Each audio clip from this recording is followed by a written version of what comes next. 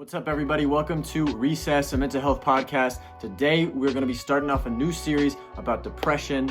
Let's get into it.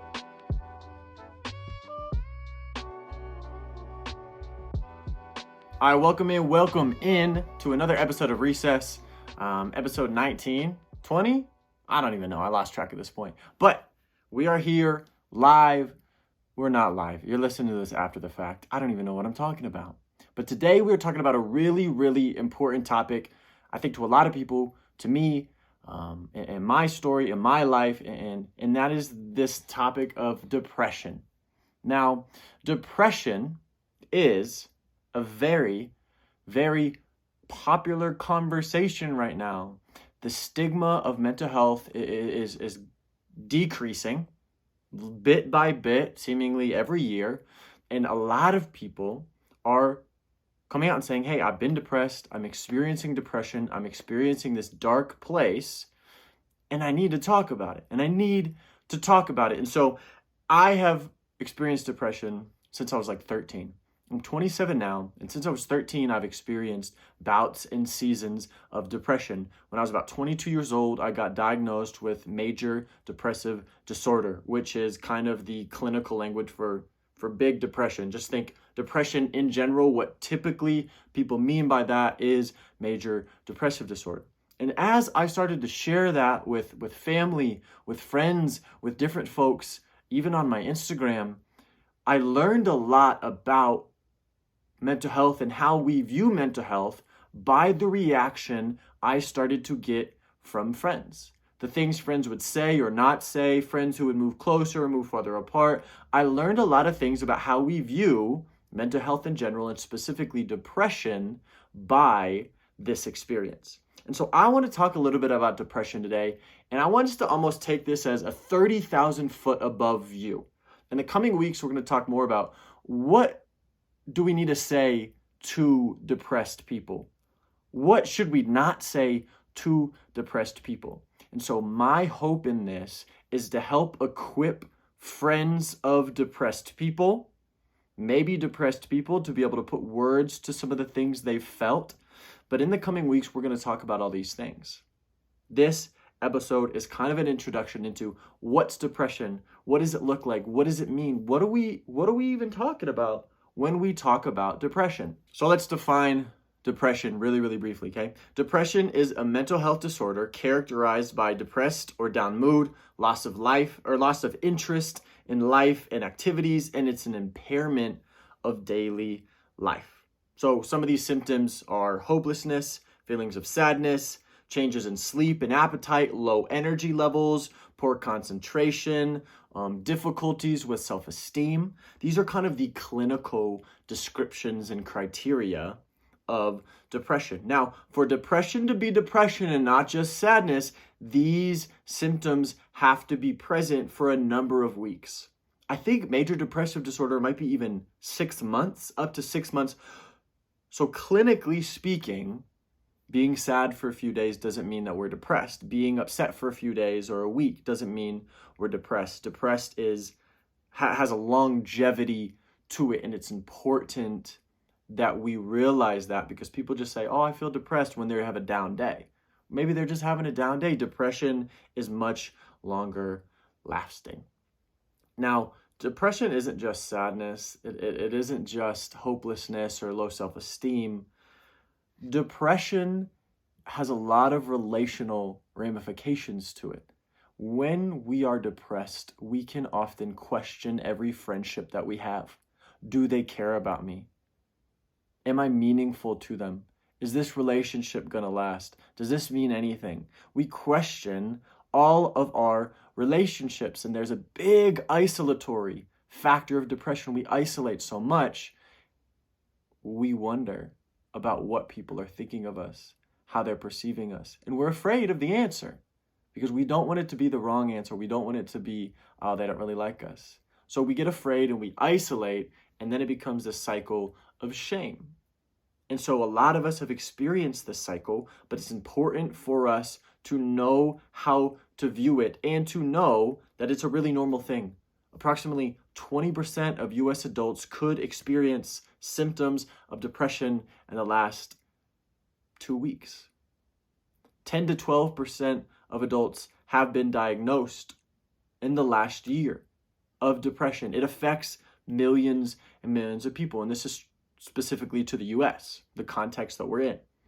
So how do we view depression? We know what it is, but how are we viewing depression?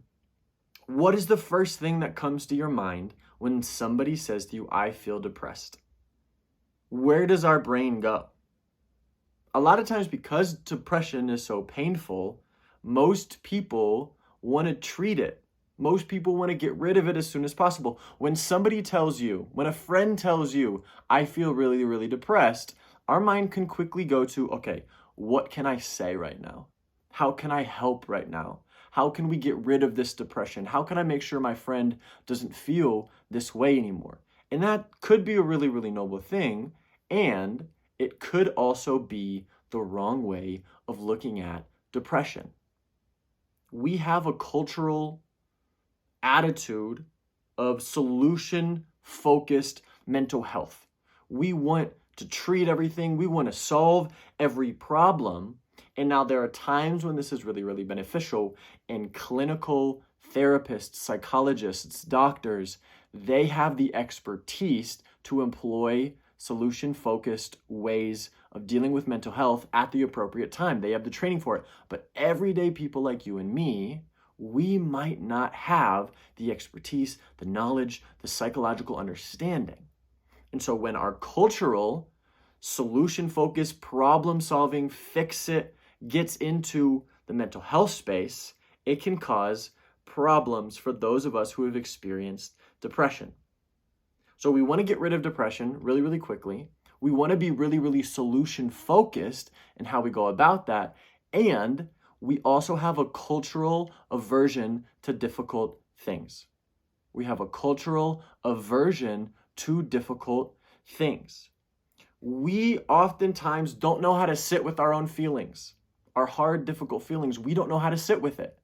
And so we get uncomfortable when somebody else has hard feelings. We don't know what to do with it. So then we move to solve. Because if we solve and we get rid of these hard feelings, then hey, maybe I won't have to deal with them anymore.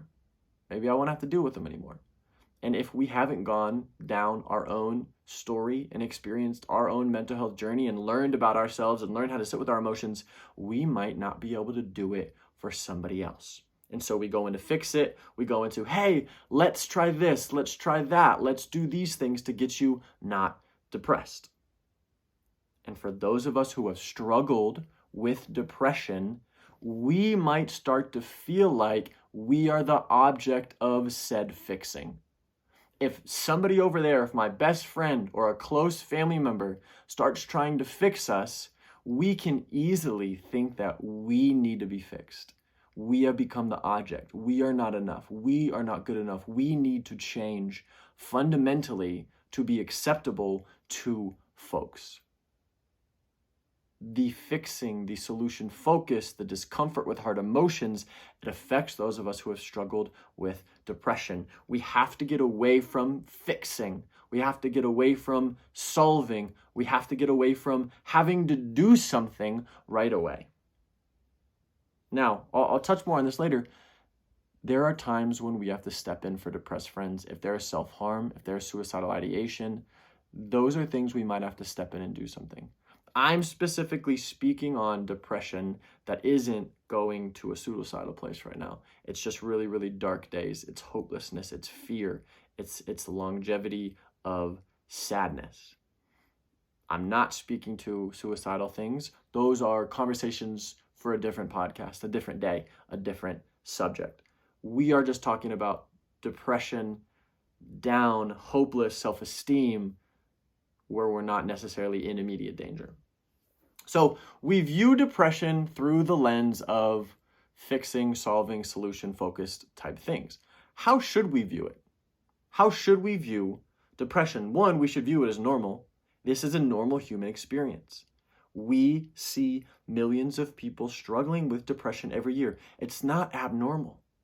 It's not crazy. It's not weird. The first 10 years of my life, when I had depression from like 13 to 22, so I guess 9 years, I thought I was the only one. I didn't hear people talking about depression that often. I didn't feel comfortable sharing it with anybody because I didn't think I was normal. I thought it made me abnormal. I thought it made me an outsider.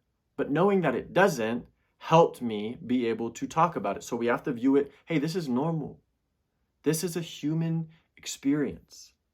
Secondly, we have to know that depression has different levels of intensity. There are different needs for different people in their different levels of intensity. We could have a level 3, which is I'm down, it's not the worst. Or we could have a level 8, 9, where this is actually dangerous. I need professional help. No depressive episode is the same. There could be similar vibes, but it's not always the same. It's dependent on what's going on in our social circles, what's going on in our work, our families, our life, the cultures, the systems that we're living in. There's a lot of factors that can change and affect how intense the depressive episode is. And we need to know that depression may be different for different people. It may look different. It may feel a little bit different. Our needs could shift from person to person. So we need to know that depression isn't the same for everybody. It is normal, and it has different levels of intensity. It's not just one thing. There's almost a wave-like quality to it where it's always going to be water, isn't it? But the manifestation of that wave could look different in different seasons. And it's important to know that depression is something that we may struggle with for our whole lives. It may come and go. It may not always be present, but it is ongoing. I have not had a year of my life since 13 where I have felt free of depressive episodes. So it's been 10, 14 years strong, where every year, without fail, at least for several weeks, I'll feel really, really low. Really, really low. And this is the crux of my point today. We need to view depression through the lens of acceptance. We may not be able to get rid of depressive feelings forever. We may not be able to eradicate it. We might not be able to get rid of depression. We must learn to accept hard things. We must learn to accept the difficult feelings that cause us pain, because we might not be able to get rid of it. And the more we reject those hard feelings, the more we're going to invalidate ourselves and cause us to slip into spirals. When I was depressed the first several years, it got worse and worse and worse because I just rejected that anything was wrong. I tried to avoid it. I tried to distance myself from it. I tried to numb myself. And until I started to accept, hey, I'm feeling this way right now, and I'm okay. I'm okay to feel this way. I'm okay to be down. I'm okay to have no motivation. I accept that I'm dealing with this right now. Acceptance doesn't mean we can't change habits or behaviors. Acceptance means we have come to terms with the existence of something hard, and we are not trying to shift anything fundamentally about ourselves. I am still okay as a person, and this thing is here, and I see it, and I accept its existence. We must learn to accept depression when it comes, because we can't eradicate it. We can manage our symptoms and we can cope, and that's good. And therapy does so much good work with that. But to try to just get rid of all difficult feelings, it's not going to happen, because humanity means suffering in a certain way. We will suffer. We will experience hard things. And so it's important for us to know that we have to accept depression. We have to accept it. We have to be at peace with its existence, because we're not going to be able to do anything with it to help us feel better until that happens. So, bottom line, as I wrap up today, we have to be able to realize that depression doesn't just mean sadness. It's a bigger, deeper thing. To just lump in depression and sadness is to invalidate those who've experienced the intensity of depression. There are times where we need to step in for our depressed friends if there's suicidal ideation, if there's self-harm, and often, if not every single time, a professional mental health person needs to be involved. A psychologist, a doctor, a therapist need to be involved. Depression needs to be viewed with an acceptance lens and not a lens of eradication. We don't need to get rid of hard feelings because that's part of our life. We need to learn how to manage and to cope in a healthy way and to not let them control us, but they will come, and we have to learn how to manage and regulate ourselves. We have to stop trying to fix depressed people.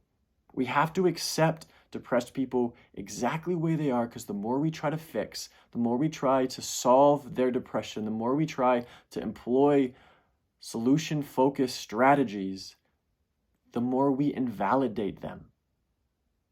Because we're saying to them, your difficult feelings, I need them to go away. Instead of, hey, I'm here with you in the hard stuff, and I'm not going anywhere, and I'm just going to sit with you. The more we try to get rid of uncomfortable emotions, the more we invalidate ourselves. If we can accept the hard things, we can learn how to manage and create healthy behaviors, healthy habits, so that we don't get sucked down into a shame spiral. So that is our 30,000-foot view of depression and how it needs to be viewed through a lens of acceptance. In the coming weeks, we're going to look at how do we talk to a depressed person? How do we not talk to a depressed person? We're going to talk and touch on those things. Thank you so much for tuning in. If you enjoyed this, if it was helpful, would love for you to send it to a friend, to subscribe to the podcast or the YouTube channel. I'm filming these now, and I don't know if the quality is good yet. Anyways, y'all, hope you have a good rest of your week. I'll catch you next time.